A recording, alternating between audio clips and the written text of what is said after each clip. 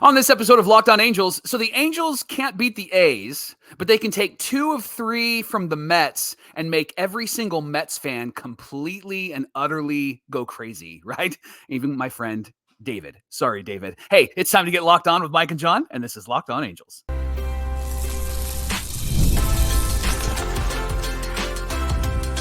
You are Locked On Angels, your daily Los Angeles Angels podcast. Part of the Locked On Podcast Network, your team every day. Thanks for making Locked On Angels your first listen of the day. You can find us anywhere you get your podcasts, including Apple Podcasts, Spotify, and SiriusXM by searching Locked On Angels. And if you'd like to get back to the Super Halo Bros for all the Super Halo content, here's some things that you can do.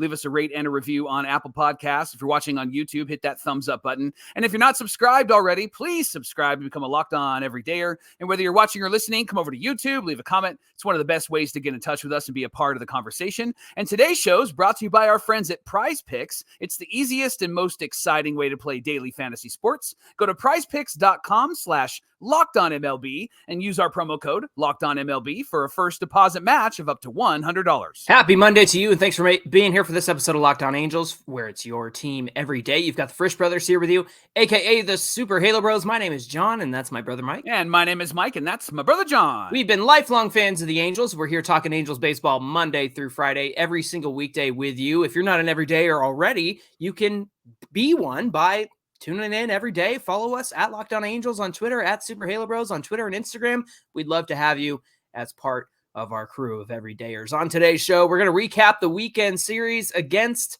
the Mets. Beat the Mets. Come on out and beat the Mets. Yeah, just like, Costanza fell short of getting the Mets job. Well, the Mets didn't get the job done this weekend, but that's not to say the Angels didn't lose one, Mike. They did lose on Friday. Let's get into how that happened. Yeah, that was my fault. I was there. So I'll what the heck? blame. It's always when I go, right? Did you get a hand puppet? I did get a hand puppet. And can we just for a moment talk about the cheese meter, like topping the cheese meter on Friday night? The world record that they wanted to set with the puppets and singing "Hey Jude." I didn't do. Is that what it ended up being? Hey Jude. Yeah, it was Hey Jude, and everybody was singing it, and it was a great time. I didn't do it. You know what's cooler is remember the Lucha Libre mask with the A on the front? That was pretty cool. They would set a world record with that, but that one was cool. Yeah. Hand puppets. All right. The cringe factor was pretty high that night. Although, who says I'm cool? Nobody says I'm cool. All right, so here's what happened, Johnny. The Angels did lose that game 5-1. We saw Rengifo leave this game after 2 at-bats. The Angels called it wrist irritation. Wash said after the game he wasn't sure of Rengifo's status. They had to remove him because he had a little flare-up. He said, we'll see what happens on Saturday. He was put on the IL and wasn't in the next couple of games. We saw Charles LeBlanc get called up. Yeah, wrist. Some of these terms sometimes. Wrist irritation. Like is it swollen? Is it out of place? It was just really mad. It was really mad and frustrated. Yeah, I'm very irritated over Rengifo going on the IL again. So yeah. Tyler Anderson started this game, Johnny, and he wasn't himself. Although he did battle, he did give up 8 hits and 2 walks. He did strike out 2. 2 of those runs came on a Pete Alonso homer in the 3rd inning.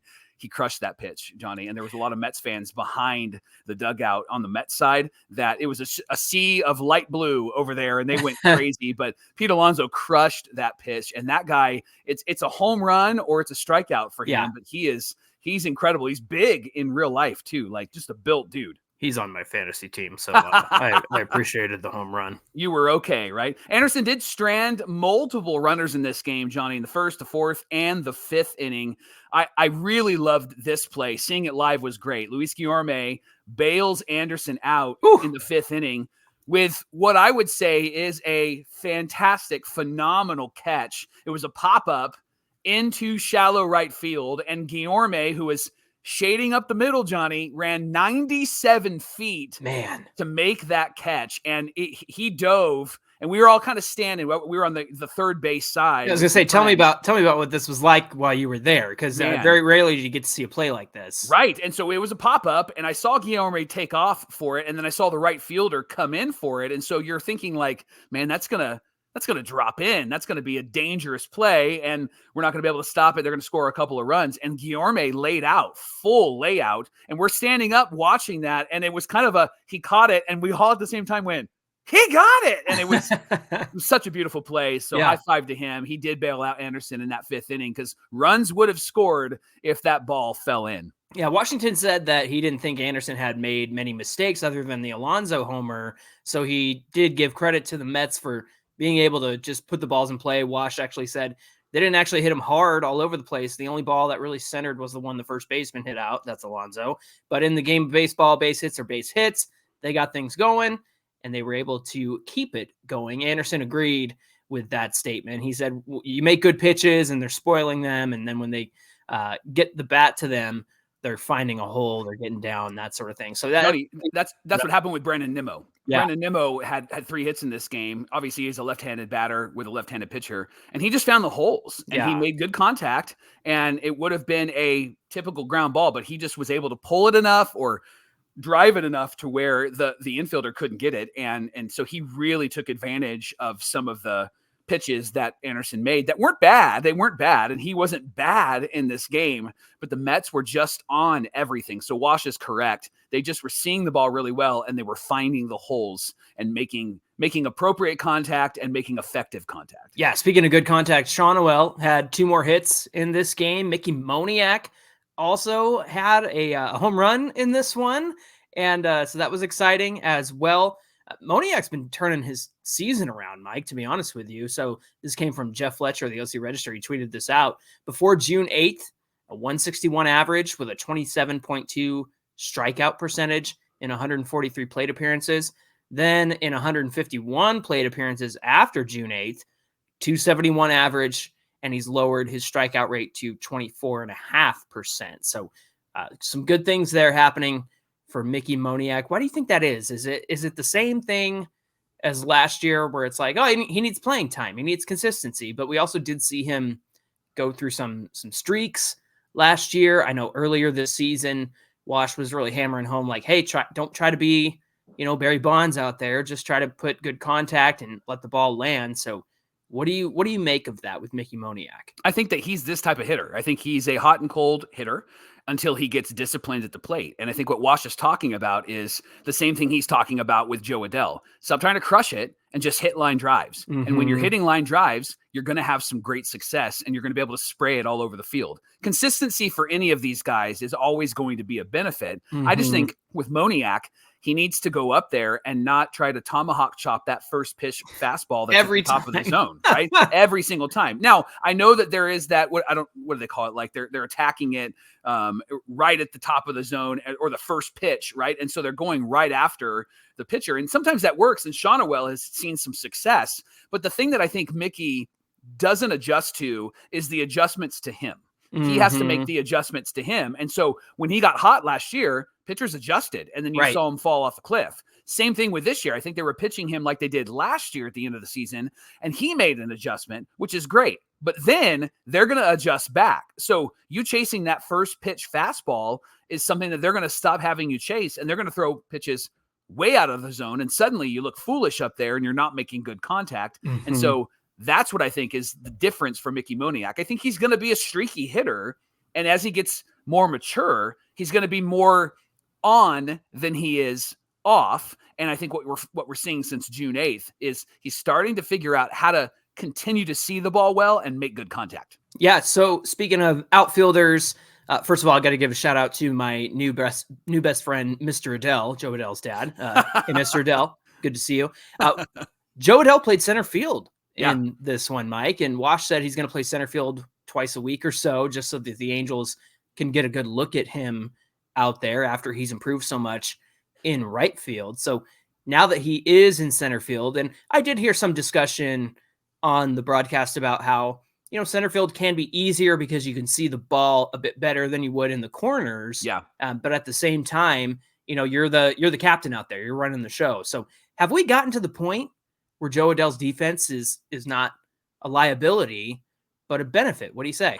Well, I think that what you just said is going to be really important for Joe Adell, that if he's going to be in center field, he's got to know that it's not just about making the catch. He also has to know that he's the captain out there, that he's the quarterback. He's got to make the calls. He's got to call off the players. He's got to direct people. And so giving him that opportunity, I think, is great. And that's the thing that the Angels get to do for the rest of the season. Yeah. And if they continue to do that, I'm going to be a happy fan, because that's what you're playing for. You're playing for the development, baseball IQ, and physical development of each of these players. So give the Joe Adells these opportunities and let them fall on their face or let them rise to the occasion. I mean, the guy has played so good in right field, John. I know he had some miscues early on, but it seems like that was such a long time ago, because now he's playing with a lot of confidence. He's playing with a lot of consistency. You're seeing him not hesitant anymore. And something that you mentioned on this pod multiple times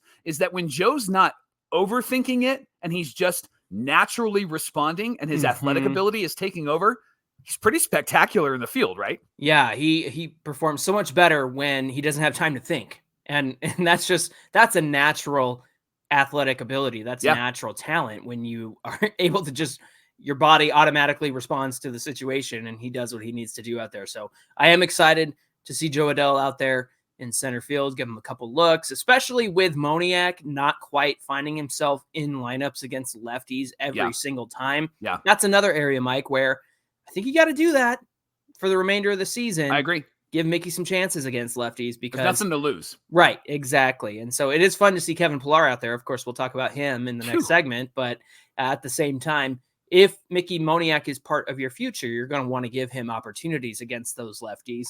Also, kind of wonder if they want to see what kind of depth they have beyond Mike Trout in the outfield, especially in center field. I think that that is also part of this equation. They're not going to say that, obviously, but maybe this is finally the period of time where these guys start to consider moving Trout out of center field and give guys like Adell and Moniak the chances out there, because at some point you're going to have to make that decision.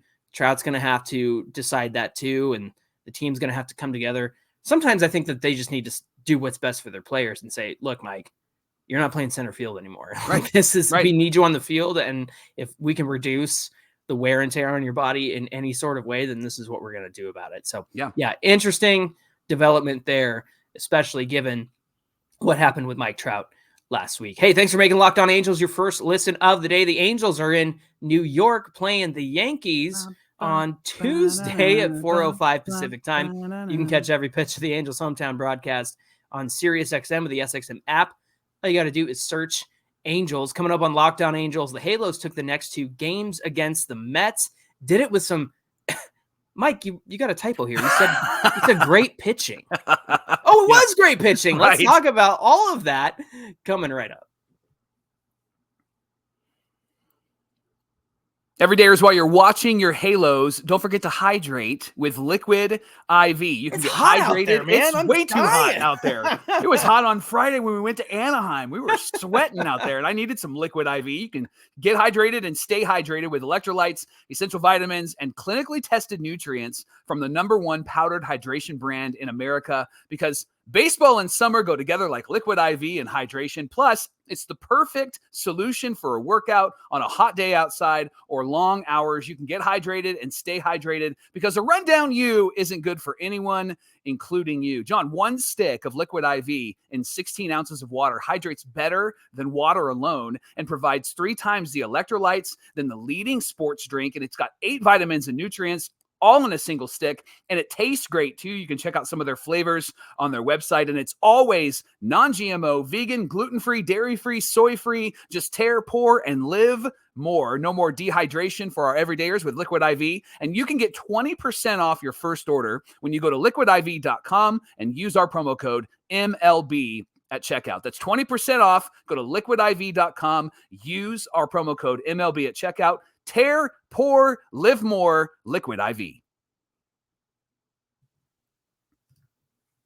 This is the Locked On Podcast Network, where it's your team every day. Now, everydayers, when you're done here with Locked On Angels, head on over to Locked On MLB. Sully, Paul Francis Sullivan, our good buddy. He's got you covered with all the latest and greatest across the baseball world on Locked On MLB. It's on YouTube, wherever you get your podcasts, and it's part of the Locked On Podcast Network, where it's your team every single day. The Angels are playing the Yankees on Tuesday, 4:05. Yankees! Mantle? How's the phrase go? Mantle? Is it DiMaggio? Mantle? Costanza? Oh, man. Yeah, 4:05 Pacific time at Yankee Stadium. So that'll be a little bit earlier than normal. You can catch every pitch of the Angels hometown broadcast on SiriusXM, the SXM app. Just search Angels. Johnny, on Saturday, we learned before the game that, I'm going to say it, ready? The potential new face of the Angels, Ooh! Zach Neto, approaches Ron Washington and said to him, I would love to hit in the number 2 spot the next time that it's available. And so Wash said, hey, if he handles it well, then I'm going to keep him there. Johnny, he handled it well. Oh, it paid off. It's paid certainly off. most paid off, Michael. Right? Yeah. So we found out in this game whether or not he would handle it well, and by all accounts, he did. But let's go to the top of the first, because Kevin Pillar, oh my gosh, everybody, we had that conversation about Kevin Pillar over Kevin Kiermaier, and somebody said, probably the Dodgers wanted Kevin Kiermaier because he's got 4 gold gloves and he's doing defensive things. In fact, I think one of the first games he got into for the Dodgers, he made a spectacular play in center field. But then Kevin Pillar comes out and does this exact thing on Saturday in the top of the first. Superman dive, Mike, in center field. He's running toward left field, and he's just full extension Superman dive and catches the hit off of Lindor's bat. So that was just fantastic. And then he turns around in the bottom of the first, gets the Angels on the board with an RBI single that scored Zach Neto. Johnny, do you think that Kevin Pillar is going to be back with this team next year? And the reason why I asked that is because Mike Moustakas was, he endeared himself in our hearts and in our minds, right? And then now he's not playing at all this season because nobody wanted to sign him. Mm-hmm. Do you think Pillar will be back? Do you think it's a mistake if they bring him back? Man, I don't think it would be a mistake if they need that 4th outfielder. At the same time, Mike, I have to consider, look at what Aaron Hicks did last year, going from the Yanks to Baltimore, helping the Baltimore Orioles get to the playoffs and really filling in for Cedric Mullins really well while he was out. And so you think, hey, maybe he could, be that 4th outfielder for us. He got way too much playing time. Right. To start this season. That was absolutely ridiculous. Right. Before they DFA'd him. At the same time, it kind of makes you wonder, well, can Kevin Pillar do next year what he's doing now? That's actually something I'd want to dive into a little bit more, just to see, what's he doing with the bat? What's he doing against certain pitches? Is he outperforming, underperforming? Is this all, don't look behind the screen, the curtain. Yeah. So that'll be an interesting case because, if Kevin Pillar can be a veteran presence for this team, and be a good role model for these guys. Now, by all accounts, he's done that in his time here. Yeah. Also, it doesn't sound like he's ready to retire. He's having so much fun out there. He's like, maybe I want to keep going. In fact, Mark Gubicza said on the broadcast the other day about it. He was like, you have to really make sure that that's what you want to do when you're ready to retire. You have to be sure of it. And I'm sure coming into this season, and getting a deal with the White Sox and whatnot, it's like, I'll play until they don't want me. I'm sure he thought his career was over. Yeah. When he got DFA'd from the White Sox, and they just lost their 20th game in a row, and Kevin Pillar is making Superman catches out there. So man, that feels like something that would happen to the Angels with a veteran like that. But fortunately they lucked out with Kevin Pillar. So great pickup, for, I think it was $1 million, the contract by Perry Minasian, and he's had a good influence on the team, and he's been good, Mike. Yeah, so been good. Yeah, I think that'll be an interesting case if he comes back next year. Yeah. So it was Neto that actually scored the Angels' second run. He hit an RBI single, and Matt Theis came around to score. It was 2-0 Halos until the 7th inning, John. Did you like Matt Theis DHing on Saturday night? I thought that was interesting because we spent a lot of time with, Calhoun and before that, Miguel Sano DHing, sometimes Kevin Pillar. So I think given Theis, especially after the game he had against the Rockies, Yeah. what was that? 5 RBIs, 2 stolen bases. It was worth a look to me to get him into the game and see what he could do. Not behind the plate because that's where O'Hoppe was. Yeah. But what do you think? I think that's his gifting is hitting. If you're going to pick something that he does well, it's going to be swinging the bat. And he might be somebody that if you just give him consistent at bats, he might be somebody that will turn a kind of a terrible season into a better season. And I'm saying better season like 240, right? But he's going to hit that random home run and knock in that random run and be good for your Halos. So speaking of being good, John, Hans Kraus has been great and then wasn't so great. He did replace Soriano in this game, and Soriano pitched really well. 6 innings, 5 hits, 2 walks, 6 Ks. Johnny, he passed 100 innings this season. He threw 65 and a third last year, 78 and a third total since his second Tommy John in 2021. Wash said the Angels are watching him, but they're not concerned. He hasn't showed us that he's weakening. So that's good news. He's been a gift to this starting rotation because he wasn't supposed to be in the starting rotation at the beginning of the year. So Kraus comes in, right? He comes in and he gives up a walk and a single, and then he gets removed for Hunter Strickland, and then Strickland walks the bases loaded, and then JD Martinez comes up, Johnny, and hits a grand slam, and then the Mets take a 2-run lead at this point. It's 4-2. Yeah, so you think, well, I'm going to turn the game off, but be glad that you didn't because the bottom of the 7th, the Halos came right back, Mike. Michael Stefanik, who is great to see up with the team again, by the way. Michael Stefanik, he singled. Nolan Shonowell took a walk. Then Big Papa, Zach Neto, so clutch, man.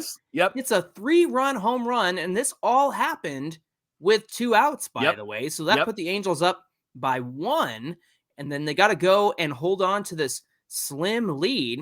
Ben Joyce comes in the 8th inning for a 4-out save. There's a runner on third in the situation. He got the first batter to ground out to get that inning over. And then top of the 9th, Mike, Ben Joyce gets Lindor to fly out. Brandon Nimmo, a high bouncing ball to Zach Neto. Great play. In fact, there were a lot of people talking about Lindor's play on Friday, that incredible bare hand, and then side by side with Neto's bare hand on Saturday. Quick hands, by the way. Oh, my. Absolutely. Then, Mike, this is fantastic. Ben Joyce, to finish the game, strikes out JD Martinez on 3 fastballs. Gets his first major league save. The last pitch, the fastest thrown in MLB this season, and the fastest for the Angels thrown since the pitch tracking era started in 2008. 104.7 miles per hour. I was wondering why O'Hoppe and Joyce were like cracking up at the end of the game. Did you see that? I did. One, it was just a beautiful moment because it was like 2 buds like, oh my gosh, that was the craziest thing I've ever seen. But apparently, and they mentioned this on the broadcast on Sunday, O'Hoppe had called for the slider for that third pitch. And Joyce was like, no, dude, I'm feeling it. Throwing a fastball. I'm throwing the cheese, man. And so he does. Turns out to be the fastest pitch in MLB this season. And did you see what JD Martinez had to say afterward? No. He just said, I just laughed. He goes, I've never seen a pitch like that. And he struck me out. And now he's like, now I'm going to be on all kinds of Instagrams striking out everywhere because this would be now that it's the fastest pitch. Player. Yeah, exactly. So he was a good sport about it. He laughed, but just so good to see Ben Joyce be able to perform like that under the pressure. 4-out save. Great as well. So, man, you talk about how disappointing development has been for the Angels, but Ben Joyce is certainly a great example of some good development happening within the Angels organization. Locked On Angels is brought to you by Prize Picks. It's America's #1 fantasy sports app with more than 5 million members, and it's needing you, 5 million and one. It's the most fun and exciting way to play and get in on all of the action as you watch your favorite sports and players. And you can get in on all of the excitement and win 100 times your cash this summer with Prize Picks. With Prize Picks, you can turn $10 into $1,000 while watching Team USA rack up all of the gold. And you can make your Prize Pick lineup of any players from any sport, basketball, soccer, tennis, golf, so much more in as little as 60 seconds.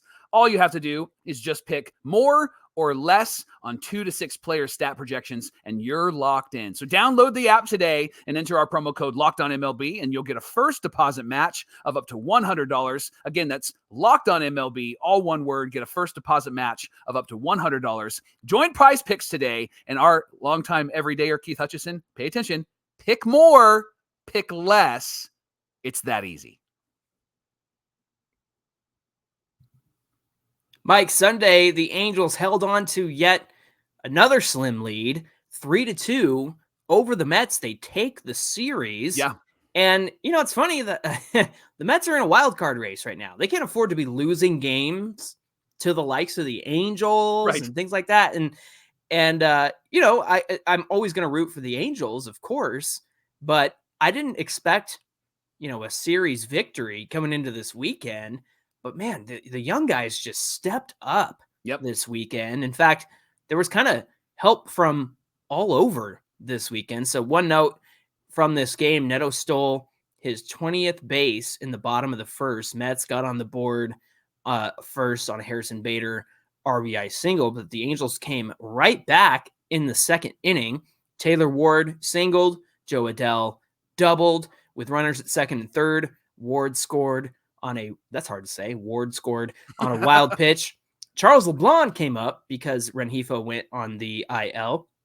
Then Matt Thaiss, after LeBlanc walked, Matt Thaiss followed it with a sacrifice fly that scored Joe Adell. So the Halos were able to lead by 1 by the time the second inning was over. Yeah, bottom 3, Neto triples, again, hitting number 2 and coming strong. That's working out fine so far, so he's earning the right to stay there. And then Kevin Pillar hit a sacrifice fly and Neto scored. John, we've said it a lot on the show. The nickel and diming scoring is when the Angels are at their best, and that's what they did in this game, right? It's funny. I was just saying to my wife the other day that, the home runs are fun and whatnot, but what has seemed to be missing is, what do we always say? Frenetic hitting, frenetic energy, the continuation of just hit after hit after hit.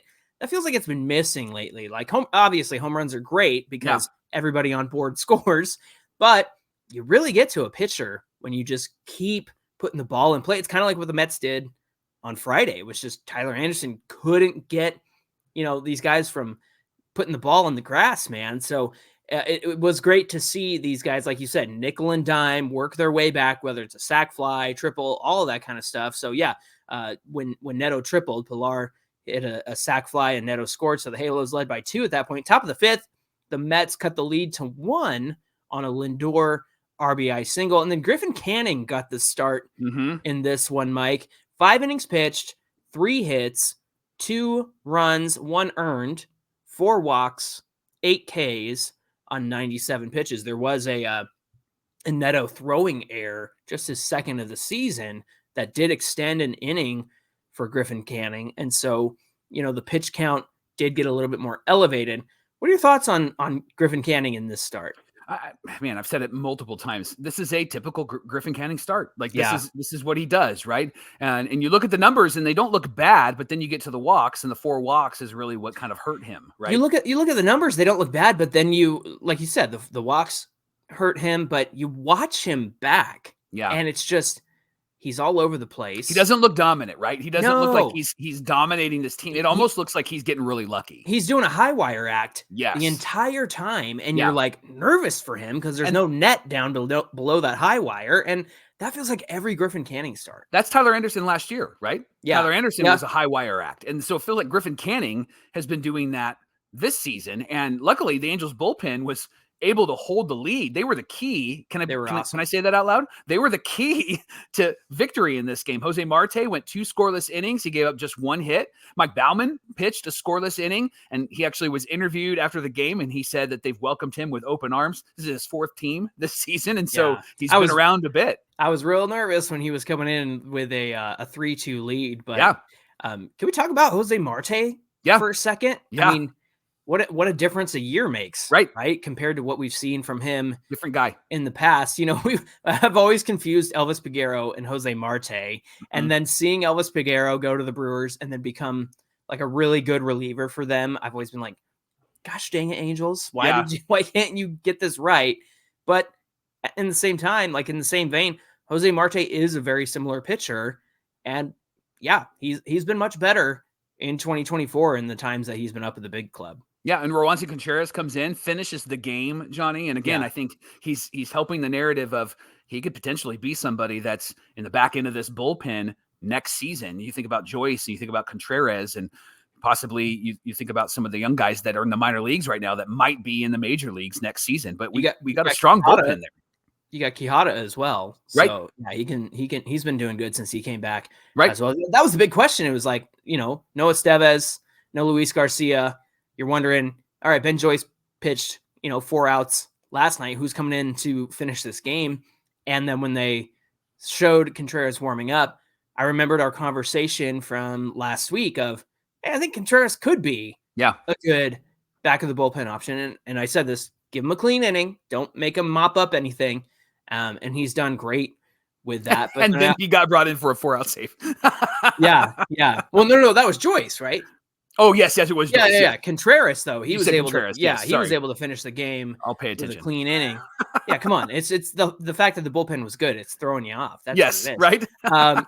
Yeah, they've found some diamonds in the rough here in Contreras, Mike Bowman, getting picked up to essentially replace Luis Garcia. Having Quijada back is great.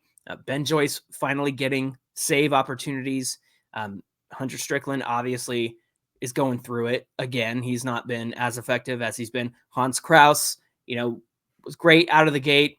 Now his last 3 outings have not been great. So there's a lot of, again, it's the high wire act, but this time you feel a little bit more confident in some of the bullpen pieces who are coming in. At the same time, it feels good to not have to turn to Jose Suarez, right? I trust these guys a lot more, even with their struggles. I still trust these guys a lot more than where we've been before. So it's a good feeling all around. How's it feel to take 2 out of 3 from the Mets? I saw some, I don't know where it came from, but somebody on the Angels Reddit posted some screenshots from maybe the Mets Reddit thread or maybe the baseball Reddit thread, the general one, but they were just ripping the Angels and Zach Neto. It was like, come on, guys, just admit that they're good players on this team. You know what I'm saying? Yeah. I said this yesterday to an everydayer, and I'm believing it more and more and more. There was a comparison to Neto and some stats that Erstad put up in 1998, and I think that that's what this team is becoming. The 98 Angels weren't competitive. Terry Collins was their manager, and they were battling for third, second. This team obviously is not competitive, but I think that the Angels could potentially accidentally have a really good team in the next couple of years. Yeah. Because they have some really good players. And what happened with the Angels from the late 90s into the early 2000s is they stumbled into Erstad, Salmon, Gloss, Anderson, all of those guys, and were able to put a pretty good run together. And then they didn't develop anybody. Yeah. And that's why we're in the situation that we're in right now. I think that what we're finding through Perry Manassian's draft is some really good players that are going to be good for the Angels for a time. And so we might find ourselves back in the late 90s type of style of ball where they're competitive and close in the next couple of years. They just need to continue to develop, continue to draft well, and not find themselves laying off the gas when it comes to that, because that's why you find yourself in the situation you find yourself in. The 2010 Angels were terrible outside of 2014, and the 2020 Angels have been terrible, and there hasn't been a good season for them. Hey, thanks for making Locked On Angels your first listen today. For your second listen, hop on over to Locked On MLB Podcast. Paul Francis Sullivan is here to provide you with his baseball expertise, help you be a smarter fan. You can check it out on Locked On MLB, where it's available on YouTube, wherever you get your podcast, part of the Locked On Podcast Network, where it's your team every day. Hey, give us a follow on Twitter at Locked On Angels and connect with us at Super Halo Bros on Twitter and Instagram. Mike, what do we have on deck for Tuesday's show? Well, Reed Detmers is really struggling in the minor leagues, and so him coming back is still up in the air. But Johnny, I don't think he's coming back until after August 16th. And we'll tell you why tomorrow on Locked On Angels. All right, looking forward to that conversation. Until then, my name is John, and that's my brother Mike. And my name is Mike, and that's my brother John. Thanks for being here with us, everybody, and we'll see you back here on Tuesday. I saw someone on Friday that walked by and went, "Hey, it's my brother Mike." So it was cool to see some of the everydayers on Friday. Love it.